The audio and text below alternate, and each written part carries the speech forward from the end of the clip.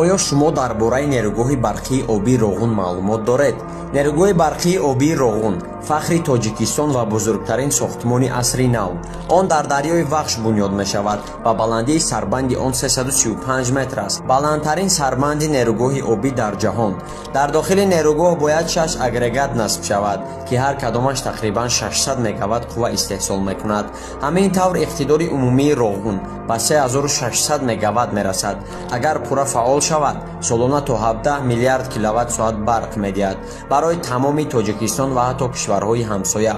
корҳои сохтмонӣ ҳанӯз соли 1980 оғоз шуда буданд, вале танҳо аз соли 2016 бо фармони давлат аз нав идома ёфтанд. то имрӯз ду агрегатор ба кор даромадааст, яке соли 2018, дигаре соли 2019. агрегати сеюм бояд дар солҳои наздик пурра ба фаъолият дарояд. арзиши умумии сохтмон беш аз 6 миллиард доллар аст. барои анҷом додан Тоҷикистон аз сармоягузорон грантҳо ва қарзҳои байналмилалӣ истифода мебарад. Роғун орзуи деринаи миллат буд, ки бо роҳбарии пешвои муаззами миллат муҳтарам ҷаноби Олӣ Эмомалӣ Раҳмон амалӣ гардида истодааст. оё шумо тамомшавии ин нерӯгоҳи азимро интизор ҳастед?